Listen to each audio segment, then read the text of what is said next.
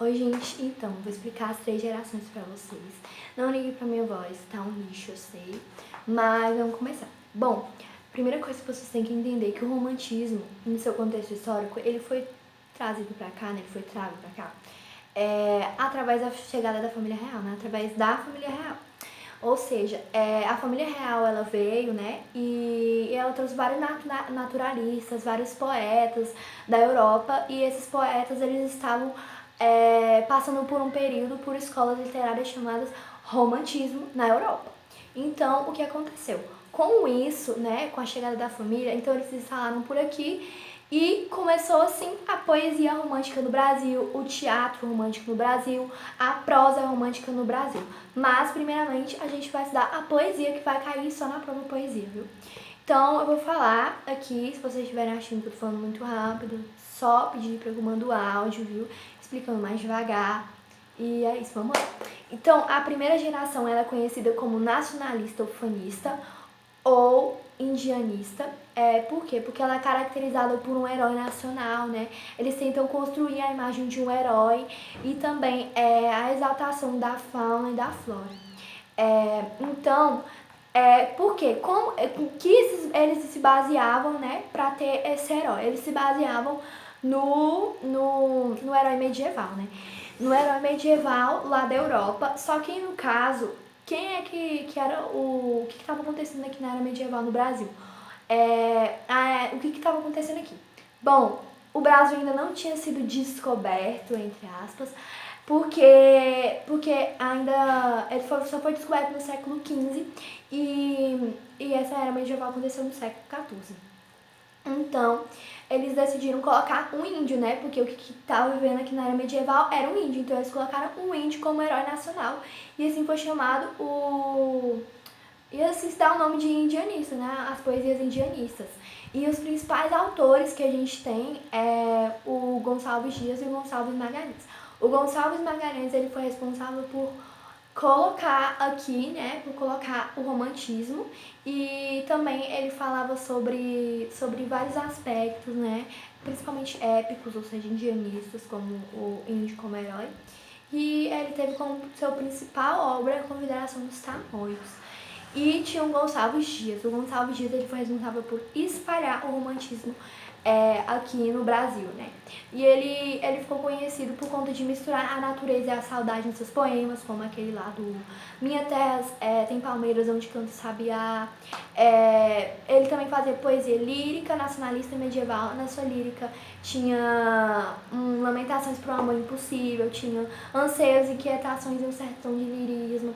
E tinha também o indianismo. E ele também retratava temas como amor, Deus e natureza, né? Elevando a pátria. E é isso sobre esses dois atores. Agora, as principais características da primeira geração. Bom, a gente tem a exaltação da natureza, da liberdade. A gente também tem a religiosidade, ou seja, que retratava muito sobre o catolicismo e a religião dos índios. A figura do índio indianismo como aquele índio exaltado, como que ele protegia a sua família, que ele sempre estava no cipó, como Tarzan, que ele era forte. E também tinha o sentimentalismo e as emoções, que é próprio do romantismo, que vai ser mais intenso na segunda geração, mas é mais nas poesias líricas. No nosso livro está falando mais da poesia ufanista, indianista, então não é muito importante você saber sobre a lírica, não. Mas também tem o nacionalismo ufanista, né, que é a exaltação da pátria, da natureza, da fauna e da flora. E também tem o brasileirismo, que era uma linguagem coloquial, né, que era uma linguagem do dia a dia que eles colocavam nos poemas deles. Essa é a primeira geração. Agora, a segunda geração. Esse vídeo tá com 4 minutos. A segunda geração ela era conhecida como ultra-romântica ou como o mal do século. Por quê? Porque essa arte não tinha nada a ver com o nacionalismo. Nada a ver. Nada a ver. Apesar dela falar da pátria em alguns momentos, sobre a tempestade, sobre os ventos, ela não tem nada a ver com a elevação da pátria, com a exaltação da pátria. Bom, as características dela, o que a gente pode falar dela? Tinha uma exuberância, né, pelo sentimentalismo, tinha um pessimismo doentio como forma de sair da realidade, tinha também esse sentimentalismo, esse pessimismo como uma forma de sair de todos os problemas que estavam na sociedade, que eram as doenças até naquela época. As principais características. Bom, as temáticas elas estavam apregoadas à morte, ou seja, eles sempre escreviam sobre a morte, eles eram muito góticos, eles eram o gótico do século. Eles também tinham um amor platônico, ou seja, eles escreviam, na verdade, eles nem falavam com as mulheres que eles gostavam, né?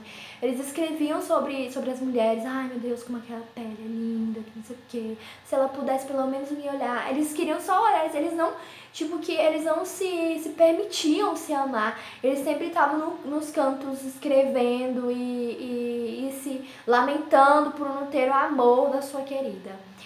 Também tinha um sonho devaneio, né? Ou seja, um sonho de ter aquela mulher, mas não conseguir, isso cai na realidade. Outra coisa também é que a mulher ela era vista como um ser inatingível, um ser inapalpável. Ela era vista mais como um espiritual, um ser espiritual, como um anjo, como uma criança, do que como um ser material mesmo. Porque, tipo assim, essa mulher, ela tava bem lá longe, e eles tentavam chegar perto dessa mulher lá em cima. E quando eles conseguiam, eles morriam. Então, esse era o contexto da felicidade deles, né? Eles escreviam sobre essas mulheres e tá.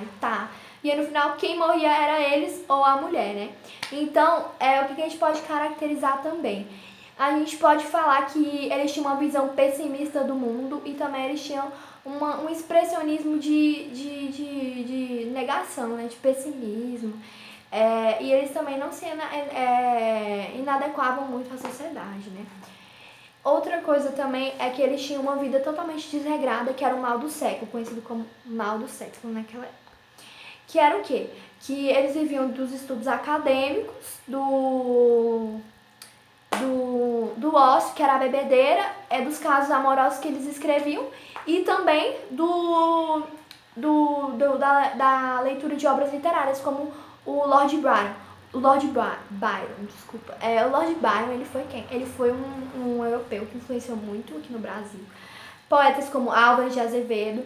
E ele era, ele retratava nos seus poemas a mesma coisa que eu tô falando aqui. Ele era totalmente sentimentalista, egoísta, e sempre estava voltado ao sentimento, ao pessimismo, à morte.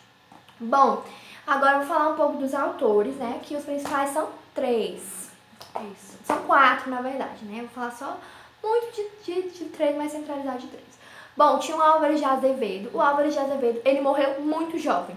Por quê? Porque ele se envolveu com satanismo, com bebedeira, e sempre estava na pior, de mal a pior. E aí, ele por ser jovem, né, ele nem viu, nem chegou a ver suas obras serem publicadas, né. Então, por ser jovem, ele retratava mais sobre coisas jovens, né, como ambiguidade, tipo, ai meu Deus, estou muito confuso comigo mesmo, ai o mundo, sou contra o mundo, era tipo isso, ele contra o mundo e ele com ele mesmo, ele brigando com ele mesmo e ele com o mundo. Tinha também a erotização, né, a erotização da morte não da mulher, mas da morte. E também, às vezes, também tinha a falta de originalidade dele. Por quê? Porque às vezes ele roubava versos para dar para sua amada, né? Ele também tinha muita ironia em seus poemas, né? Ele ironizava muito os movimentos românticos e as suas bases burguesas. Ele ironizava também o predomínio da emoção sobre a razão, dos valores sociais, do debate sobre a natureza econômica, que é o dinheiro. E tem o Fagundes Varela. O Fagundes Varela, ele possui uma morbidez, um pessimismo, ele era mais deprê do que o Álvares de Azevedo. Ele possui esse pessimismo, essa morbidez, porque a vida dele foi bem conturbada, porque ele tinha uma mulher lá, um filho, e o filho morreu com 3 meses, ele se casou de novo, a mulher morreu de novo, a segunda mulher dele morreu de novo, e o seu filho, que ele teve outro filho, né, ele teve outro filho, morreu também. Então já dá pra perceber que ele entrou numa profunda solidão, vamos dizer assim. Então, os seus poemas, eles tratavam mais sobre bucólico, sobre a pátria, mas não a pátria igual do primeira geração, obviamente. Sobre religioso, bucólico, e pátria e amoroso. Ele tratava sobre essas coisas. Além disso, também tinha a solidão, o desalento, né, e a morte. Ele também falava sobre a escravidão como injustiça social, e esses poemas dele vão se aprofundar mais na terceira geração. Tem o Casimiro de Abreu. O Casimiro de Abreu, ele apregoava mais o saudosismo da infância, ou seja, uma saudade pelaquela infância. Mas a infância dele estava sempre apregoada à morte. Tudo era apregoado à morte. E ele abordava temas como saudade, o desejo, a pátria, a natureza e Deus, a religiosidade. Bom, o amor, pelo incrível que pareça, o amor ele não estava vinculado à culpa. E a mulher, ela estava totalmente desassociada à morte, né? Ela não estava associada à morte. E outra coisa também é porque nos seus poemas eles tinham elementos prosaicos, ou seja, uma narrativa, também tinha uma certa musicalidade, vamos dizer, você vai lendo e você vai vendo uma musicalidade, assim, um ritmozinho. E também tinha linguagem coloquial, ou seja, linguagem do dia a dia. Agora, a terceira e última geração, que esse vídeo tá com 10 minutos, mas tudo bem. A terceira e última geração, ela é muito fácil, que ela é conhecida como condeira e social e liberdade. Por quê? Porque vai ter também o concordeirismo. O concordeirismo, ele é um grande estilo, né? Utilizado pelos autores para retratar os temas, né? Que no caso é o comprometimento com a causa do abolicionismo e com a república, né? Que eles queriam a abolição da escravidão e queriam uma república, eles falavam muito sobre isso. Então, essa terceira geração, ela é uma geração que o quê? Que ela sai muito daquele sonho, daquele devaneio que tá na segunda geração, ela coloca o pé no chão e ela tenta lutar pelas causas sociais, ela tenta pensar nos outros, porque na segunda geração era eles olhando pro próprio umbigo, né? Porque eles eram muito egocêntricos. Já na terceira geração, eles vão pensar muito nos escravos, né? E aí, como principais poetas, a gente tem o Castro Alves. O Castro Alves, ele falava muito sobre a defesa e a liberdade da escravidão. Ele também, a sua poesia ela era dividida para fins didáticos em poesia patriótica e social e poesia lírica, só que a poesia lírica a gente não vai estudar porque é só até o módulo 24, né? O módulo 25 não vai cair. Outra coisa também é que ele centralizava seus poemas mais em crescimento populacional, e também em ideias democráticas, em disseminação de ideias democráticas. E além disso, ele colocava muito seus poemas nos problemas da pátria e tentava solucionar esses problemas. Já o Souza Andrade, não sei se é esse o nome dele. Ele é um poeta que ele é mais original, ele sempre estava um passo à frente dos outros amigos poetas, que eles estavam preocupados na construção da identidade cultural. Ele tratava sobre o abolicionismo e a república. Ele também falava muito ele defendia muito sobre uma civilização independente americana, tanto na cultura e tanto na política. Ele usava várias línguas nos seus poemas e ele também fazia construções sintáticas inusitadas, né? Outra coisa muito importante de falar do Souza Andrade é porque ele era um poeta que ele não era muito compreendido na sua época porque ele era muito moderno, ele era muito, vamos dizer assim, mais pra frente do que os outros poetas, né? Por isso que ele não foi muito compreendido na sua época, porque ele não falava muito sobre as posições naquela época. É isso, espero que vocês estudem muito, se não nota boa, é isso.